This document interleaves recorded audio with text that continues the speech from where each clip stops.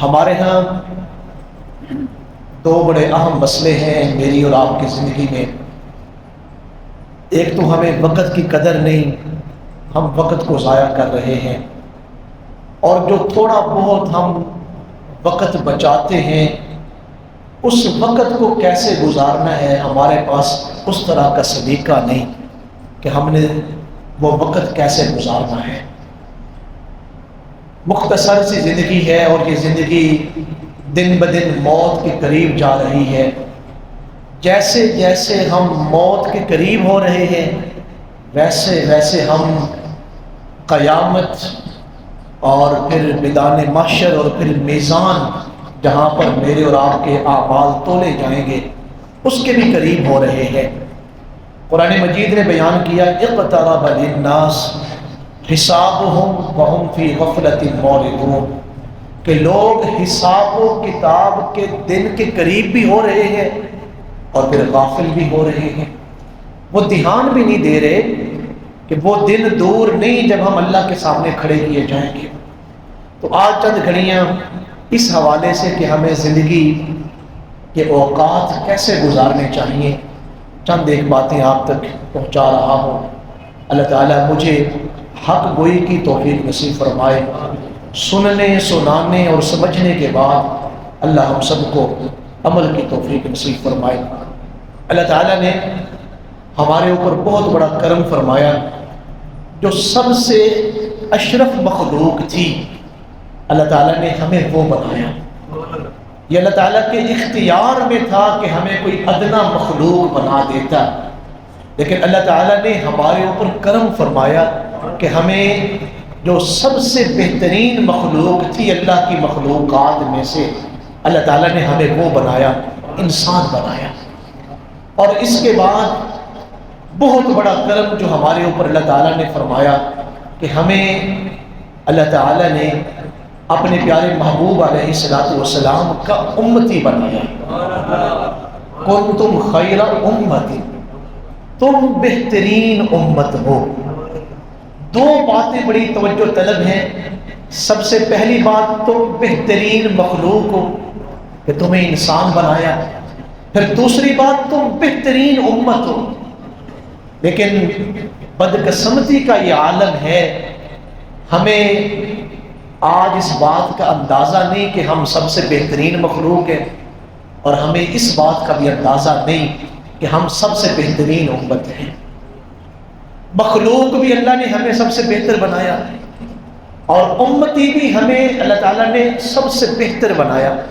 1,24,000 امتوں میں سے جو سب سے بہترین امت تھی، جس کے لیے انبیاء کرام نے دعائیں فرمائیں کہ یا اللہ ہمیں اس محبوب کا امتی بنا دے۔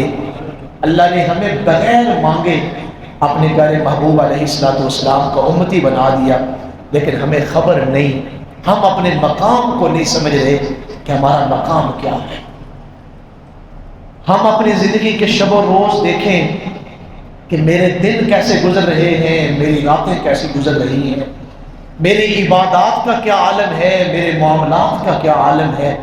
پھر اس کا موازنہ کریں کہ میں بہترین مخلوق میں سے ہوں اور بہترین امت میں سے ہوں، تو کہیں ایسا تو نہیں کہ ہمارے اعمال جو ہماری حقیقت ہے اس کے متضاد ہیں۔ ہم نے اس نسبت کا خیال بھی نہیں رکھا کہ ہم حضور کے امتی ہیں اور ہم سب سے بہترین امتی ہیں۔ اس بات کا بھی خیال نہیں رکھا کہ ہم سب سے بہترین مخلوق میں سے ہیں۔ قرآن مجید میں ہے اولئک کالانعام، بعض انسان ایسے ہیں جو جانوروں کی طرح ہیں، جسم کی جو خون کی گردش ہے یا جو خوراک کی جو صورتحال ہے وہ تقریباً برابر ہے۔ جانور بھی خوراک کھاتے ہیں تو ان کی جسم کی طاقت بنتی ہے اور خون بنتا ہے، انسان بھی خوراک کھاتا ہے تو اس کا جو ہے وہ خون بنتا ہے اور اس کی جسم کی طاقت بنتی ہے۔ تو پھر انسان اور جانور میں فرق کیا رکھا ہے اللہ تعالیٰ نے؟ وہ ہے شعور کا فرق۔ عقل دی ہے اللہ نے انسان کو، اس نے تمیز کرنی ہے اپنی زندگی میں کہ میں انسان ہوں یا میں جانور ہوں۔ جب یہ تمیز ہو جائے، اقبال رحمۃ اللہ علیہ نے بھی کہا تھا کہ فرشتوں سے بہتر ہے انسان بننا، جانور تو دور کی بات ہے، فرشتوں سے بہتر ہے انسان بننا، مگر اس میں لگتی ہے محنت زیادہ۔ 3 باتیں میں نے آپ کے سامنے عرض کی ہیں، ہم سب سے بہترین مخلوق میں سے ہیں۔ تمام مخلوقات میں سے جو سب سے بہترین مخلوق ہے، اللہ تعالیٰ نے ہمیں انسان بنایا، اس بات پر ہم نے غور کرنا ہے۔ پھر اللہ تعالیٰ نے جو سب سے بہترین امت تھی، اللہ نے ہمیں اس میں پیدا فرمایا، اس پر بھی غور کرنا ہے۔ اور تیسری بات، اللہ تعالیٰ نے ہمیں عقل دی ہے، یہ اس لیے ہے کہ ہم اپنی زندگی کو گزارنے کی جو حدود ہے وہ مقرر کریں، ترجیحات کا تعین کریں کہ ہم نے زندگی کیسے گزارنی ہے۔ قرآن مجید فرقان حمید میں اللہ تعالیٰ نے انسان کی زندگی کی ترجیحات کو بیان کیا۔ ترجیح کسے کہتے ہیں؟ کسی ایک چیز کو دوسری چیز پر اہمیت دینا، فوقیت دینا، یہ ترجیح ہے۔ مثال کے طور پہ آپ کسی دکاندار پہ اپنی دکان پہ بیٹھے ہوئے ہیں، کسٹمر کو ڈیل کر رہے ہیں، نماز کا ٹائم ہو گیا، آپ نے گاہک کو چھوڑ دیا ہے، کسٹمر کو چھوڑ دیا ہے، دکان کو بند کر دیا ہے، آپ نماز پڑھنے کے لیے آ گئے، تو آپ نے نماز کو فوقیت دی ہے کس پر؟ اپنے کاروبار کے اوپر، اپنی دکان کے اوپر۔ اللہ تعالیٰ نے ہمیں زندگی گزارنے کا طریقہ سکھایا ہے قرآن مجید میں، اور ہماری تخلیق کا مقصد بھی اللہ نے بیان فرمایا۔ کون سا مقصد ہے؟ کئی مقامات پر وَمَا خَلَقْتُ الْجِنَّ وَالْإِنسَ إِلَّا لِيَعْبُدُونِ، ہم نے انسانوں کو اور جنوں کو صرف پیدا اسی لیے کیا ہے کہ یہ ہماری عبادت کریں، ہمارے سامنے ہر وقت اپنے آپ کو جھکا کے رکھیں۔ پھر دوسرے مقام پر فرمایا مَنْ عَمِلَ صَالِحًا مِّن ذَكَرٍ أَوْ أُنثَىٰ، ہم نے وَهُوَ مُؤْمِنٌ فَلَنُحْيِيَنَّهُ حَيَاةً طَيِّبَةً۔ ایک مقام پر فرمایا الَّذِي خَلَقَ الْمَوْتَ وَالْحَيَاةَ لِيَبْلُوَكُمْ أَيُّكُمْ أَحْسَنُ عَمَلًا، ہم نے تمہیں پیدا ہی اس لیے کیا ہے، تمہیں زندگی ہی اس لیے دی ہے کہ ہم تمہیں دیکھنا چاہتے ہیں تم میں سے اچھے عمل کون کر کے آتا ہے۔ پھر کیا فرمایا مَنْ عَمِلَ صَالِحًا مِّن ذَكَرٍ أَوْ أُنثَىٰ وَهُوَ مُؤْمِنٌ، اہل ایمان میں سے جو مرد اور جو عورت نیک عمل کر کے آئے فَلَنُحْيِيَنَّهُ حَيَاةً طَيِّبَةً، ہم اس کو بہترین زندگیاں عطا کرتے ہیں، اس کی دنیا کی زندگی بہترین، قبر کی زندگی بہترین، اور محشر کی زندگی بہترین۔ اللہ تعالیٰ نے میری اور آپ کی ترجیح کو بیان کیا، تخلیق کے مقصد کو بیان کیا کہ ہم کس لیے پیدا کیے گئے ہیں، اللہ کی عبادت کے لیے، کہ ہم اس مقام کو سمجھیں کہ ہم دنیا میں کیوں آئے ہیں، ہم کیوں پیدا کیے گئے، ہماری ترجیحات بدل کیوں گئی، ہم اپنے مقصد کو بھول کیوں گئے، اس کے پیچھے بھی ایک وجہ ہے۔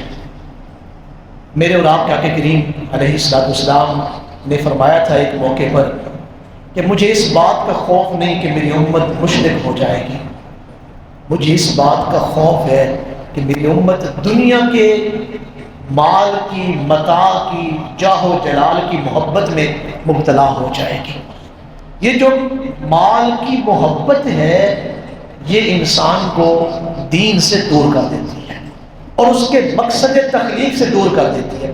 حضرت داتا علی حجویری رحمۃ اللہ علیہ نے ایک عظیم بات لکھی ہے، فرمایا کبھی بھی امیروں کے ساتھ نہ بیٹھیں، امراء کے ساتھ کبھی نہ بیٹھیں، آپ دین سے دور ہو جائیں گے، کیونکہ جب ان کے درمیان بیٹھیں گے آپ، وہ کاروبار کی باتیں کریں گے، بزنس کی باتیں کریں گے، پیسے کی باتیں کریں گے، مال و زر کی باتیں کریں گے، آہستہ آہستہ آپ دین سے دور ہو جائیں گے۔